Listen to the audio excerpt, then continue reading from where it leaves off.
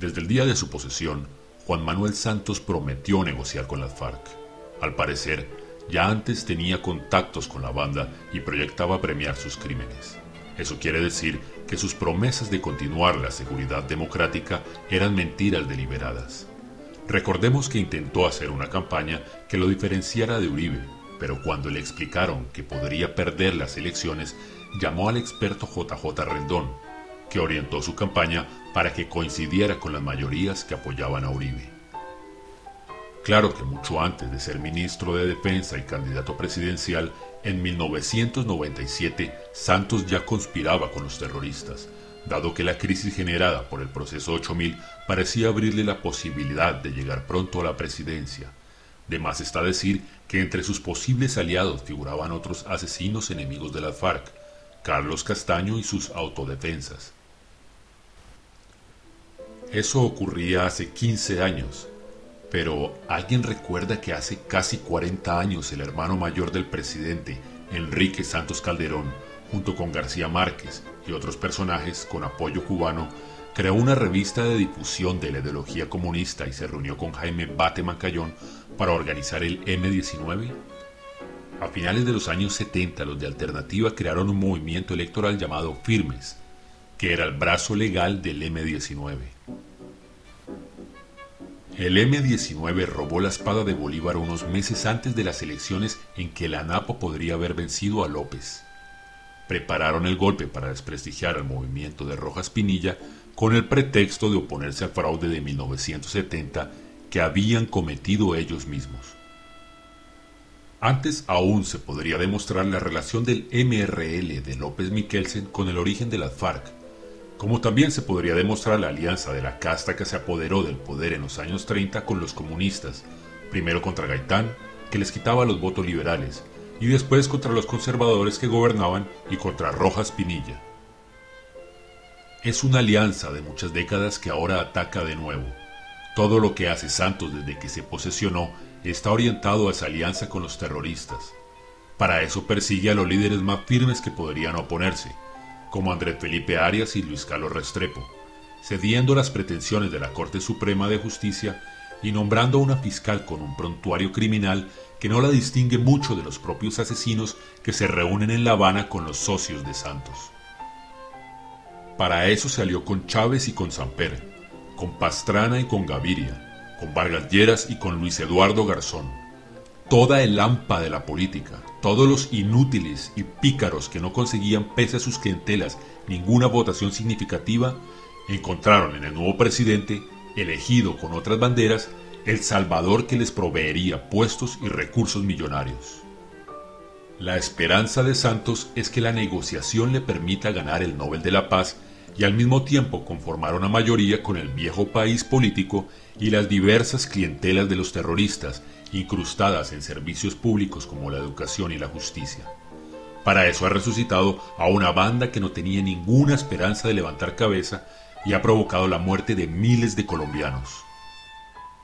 La situación actual en Colombia es la de la época del Caguán, con la diferencia de que FECODE ya preparó a la nueva generación de adolescentes ingenuos que creen que puede haber paz premiando a una banda de asesinos que se convierten en líderes políticos con los miles de millones de dólares que han obtenido secuestrando a varias decenas de miles de personas y extorsionando a varios millones, sin hablar del saqueo de las riquezas naturales en la minería ilegal ni de la industria criminal de la cocaína.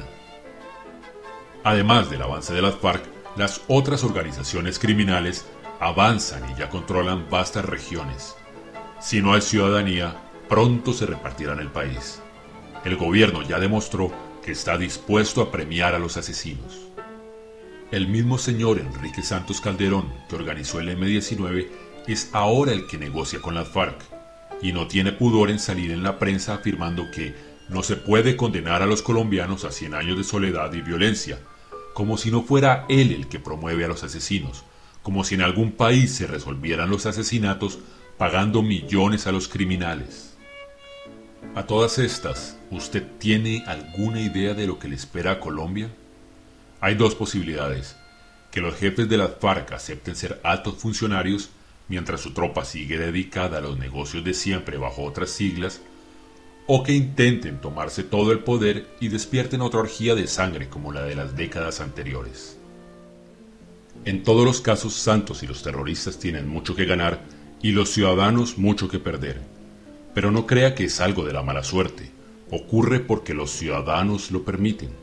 Todos los muertos por las FARC después de 1991 son responsabilidad de los colombianos de entonces que permitieron que se diera poder a unos asesinos. El ejemplo ha cundido y seguirá cundiendo. En todos los países hay asesinos y en muchos hay organizaciones terroristas y mafiosas. Colombia es el único en el que es normal hacer carrera política.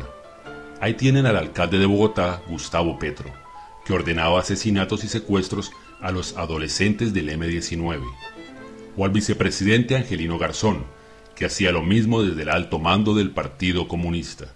Usted no puede creer que no puede hacer nada, porque si así fuera, en todos los países triunfarían los criminales si no hubiera civismo. Por eso es necesario que entienda que la negociación de La Habana es un negocio de los Santos con las FARC a costa de los colombianos. Ellos han promovido desde su prensa el terrorismo y legitiman todas las maquinaciones actuales para maquillar esa infamia, como las supuestas organizaciones que se autodenominan de la sociedad civil y solo son los milicianos y las clientelas de las FARC. Esa manguala de La Habana es un crimen y los ciudadanos debemos denunciarla. Decirle a los Santos que los colombianos no somos ganado que le venden a sus socios terroristas, que nadie los eligió para eso. Es verdad que la prensa manipula y engaña, pero si usted no va a defender su dignidad, nadie lo hará. Solo hay que saber en qué sitios de la ciudad nos reuniremos el próximo 5 de diciembre para hacer sonar una olla y recordar que usted no apoya esa monstruosidad de entregarle el país a los que castran policías, mutilan niños y mandan personas bombas que a fin de cuentas son como el servicio doméstico armado de los Santos y sus amigos.